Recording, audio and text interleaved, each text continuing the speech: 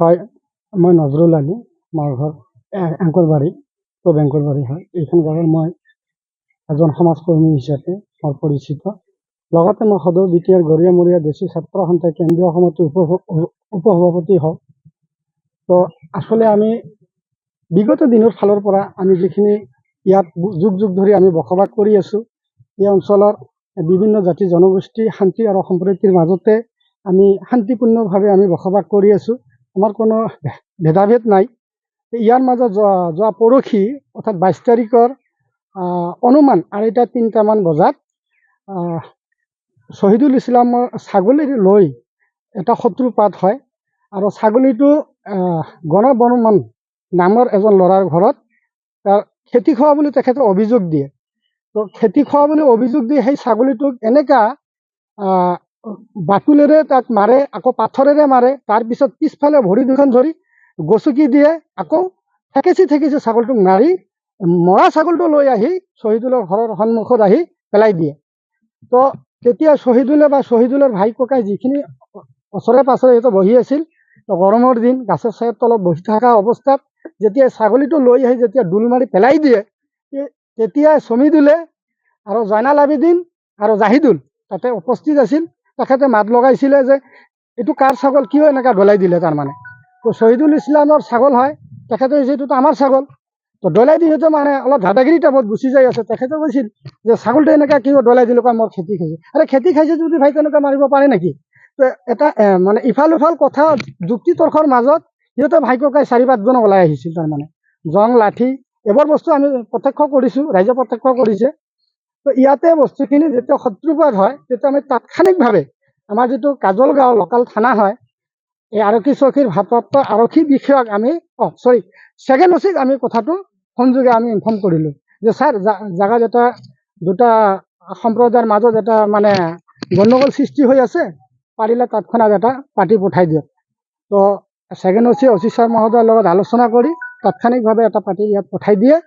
আৰু সেই মৰ্মে এজন SI আহি পেলাই ছাগলীটো উদ্ধাৰ কৰে। লগতে যিজন গণবৰ্মন নামৰ ল'ৰাটো, তাই আচলতে ল'ৰাটো আগে পিছে তেনেকুৱা বহুত ঘটনা ঘটাইছিলে। আজিৰ পৰা 10-12 দিন আগত এটা ছাগলক বাটুলেৰে মাৰি ঠেং এটা ভাঙি দিলে, ভৰি এখন ভাঙি দিলে। তাৰপিছত 21 তাৰিখত আৰু ছাগলীৰ ঘটনাক লৈ এটা সৰু বাচ্চা 8 পৰা 9 বছৰীয়া বাচ্চা এটা কাঞ্চলিত এটা মানে চৰ মাৰি দিছে। তো এনেকুৱা ঘটনা, এনেকুৱা উগ্ৰ মেজাজী আগে পিছে বহুত ঘটনা ঘটায়। আচলতে আমি এইটো যিহেতু দুটা পৰিয়ালৰ মাজত কেঁচা, আজিৰ কেজিয়াটো এনেকুৱা ভাতৃ এটা সংঘৰ্ষ লগাব বিচাৰিছে। গোষ্ঠী সংঘৰ্ষত এইটো পৰিণত হৈছে। যি নহওক, এইটো লৈ আমি থানাত এখন এফআইআৰ দিছোঁ, আমিও দিছোঁ, এখেতসকলেও দিছে। অথচ অচি মহোদয় আইনগতভাৱে যিখিনি ব্যৱস্থা, আমি এইখিনি সন্তুষ্ট প্ৰশাসনৰ ফালৰ পৰা। তো প্ৰশাসনক আমি এটা আহ্বান কৰিম যে আচলতে উচিত ঘটনাখিনি তদন্ত কৰি অচি মহোদয়, লগতে আপোনালোকৰ প্ৰশাসনৰ যি বিভাগ আছে, এই প্ৰত্যেক বিভাগৰ কৰ্তৃপক্ষ মহোদয়ে যাতে এই ঘটনাক উচিত তদন্ত কৰি দোষী ব্যক্তিসকলক দৃষ্টান্তমূলক শাস্তি বিহাব লাগে। এইখিনি আমাৰ আপত্তি তথা এইখিনি কৈ মই ইয়াতে সামৰিছোঁ। আপোনালোক কেন্দ্ৰ খুলি এটা ধৰক ভাতৃহঁতৰ সংঘাতৰ নিচিনা এটা ধৰক মানে সৃষ্টি হৈছে, কিন্তু কি হ'ব? হয়, নমস্কাৰ, মোৰ নাম শ্বহীদুল ইছলাম, মোৰ ঘৰ পূব এংকৰবাৰী। যোৱা পৰহি বৃহস্পতিবাৰ আছিল 22 তাৰিখ, প্ৰায় 2টামান বজাত, 2-3টা প্ৰায় হ'ব। এইখিনি মানত আমাৰ এটা ছাগলী গণবৰ্মনৰ খেতি পথাৰত সিহঁতে কোৱা মতে গৈছিল। সি কি কৰিছে, গণবৰ্মনে ছাগলটোক ধৰি মৰিয়াই মাৰি পাথৰেৰে মূৰত মাৰি পেলাই দিছিল। তাৰপিছত ছাগলীটো আমাৰ ঘৰৰ ওচৰত আনি দিছে। তেতিয়া মই বেলেগ কামত ব্যস্ত হৈ আছিলোঁ, মই এইটো জানা নাছিলোঁ। পিছত মই ছাগলীটো কাৰ হয় এইটো মই খোজাত ছাগলীটো হয় আমাৰে হয়। তাৰপিছত ইয়াতে মোৰ ভাইটি চমিদুল ইছলাম আৰু মোৰ খুৰাৰ ল'ৰা 2জন আছিল। তেখেতে কৈছে কিয় ছাগলীটোক মাৰিব লাগে। সিয়ে আৰু বেলেগ ধৰণে বেয়া ভাষাৰে গালি গালাজ কৰে, মানুহখিনিক বাঙালক ইয়াৰ পৰা খেদি পঠাব, এনেকুৱা মন্তব্যও দিয়ে। তাৰপিছত সিহঁতে কৈছে নহয়, ছাগলীটো হয়তো খেতি খাইছে, তই ছাগলীটো লৈ বান্ধি থ, মানে ছাগলীটোৰ উচিত মূল্য লোৱা, খেতিৰ মূল্য লোৱা, সেইটো কথা কৈছে। কোৱাতে সিহঁতে আৰু জাঙৰ খাই সিহঁতে ভাইকেইটা আহি হয়তো এটা কাজিয়াৰ সৃষ্টি হয়। তাৰে কেন্দ্ৰ কৰি আমি লগালগ থানাত কাজলগাঁও আৰক্ষী চকীত আমি ফোন কৰোঁ। ফোন কৰাতে বাইদেউ এজনী আহে। বাইদেউ এজনী আহি ছাগলীটোক উদ্ধাৰ কৰে আৰু যিজনে মাৰিছে তেওঁকো উদ্ধাৰ কৰে। তাৰপিছত তেখেতক লৈ যায়।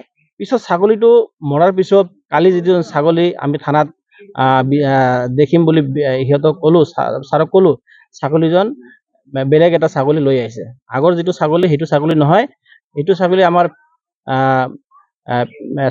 ছাগলীটো প্ৰেগনেঞ্চি আছিলে আৰু সেইটো ছাগলী এটা বেলেগ ছাগলী লৈ আহিছে। এইটো ছাগলী নাই। সেইকাৰণে আমি আপোনালোকৰ জৰিয়তে আমি আৰক্ষী মহোদয়ক আমি অনুৰোধ কৰোঁ, OC মহোদয়ক আমি অনুৰোধ কৰোঁ যাতে উচিত তদন্ত কৰি এই আমাৰ বিষয়টো লৈ চালি জাৰি চাই যিয়ে দোষী তাক উচিত শাস্তি দিবৰ কাৰণে আমি অনুৰোধ জনাইছোঁ। হয়, দেখা গৈছে আপোনাৰ উচতনিমূলক বস্তু এই ভাতৃ নিচিনা সংঘাতৰ নিচিনা পৰিৱেশ সৃষ্টি হৈছে বুলি এটা অভিযোগ কৰিছে। নহয়, ইয়াতে আমি হিন্দু মুছলমান আমি গোটাই মিলি জুলি আছোঁ। বহুত আগৰ পৰাই আমি আছোঁ। আগে পিছে এনেকুৱা ঘটনা হোৱাই নাই। কিন্তু এই মনোৰঞ্জনে মানে কিবা এটা উচতনি মন্তব্যত ইয়াৰ মন্তব্যতে মানুহখিনি জাঙুৰ খাই এইটো বৃহৎ এটা আকাৰৰ জাতিগত সংঘৰ্ষ অনাৰ কাৰণে সিয়ে চেষ্টা কৰি আছে। আমিতো কেতিয়াও কোনেও কৰিব নোৱাৰিব। আমি সকলো জাতি জনগোষ্ঠীক আমি আহ্বানহে কৰোঁ। সদায় আমি মেল মিটিঙত আমি কওঁ বোলে আমি সকলোৱে মিলি জুলি থাকি আমি কাম কৰি যাব লাগিব। এইখিনি কথাই আমি কওঁ। আপুনি ৰাইজক আৰক্ষীক কি আহ্বান জনাব? আৰক্ষীক আমি কাটৰ জোৰে অনুৰোধ কৰোঁ, যদি মোৰ উচতনিত যদি কিবা এটা হৈছে তেনেহ'লে মোক আওতাত আনি সোধ-পোছ কৰি মোক দৃষ্টান্তমূলক শাস্তি দিয়ক।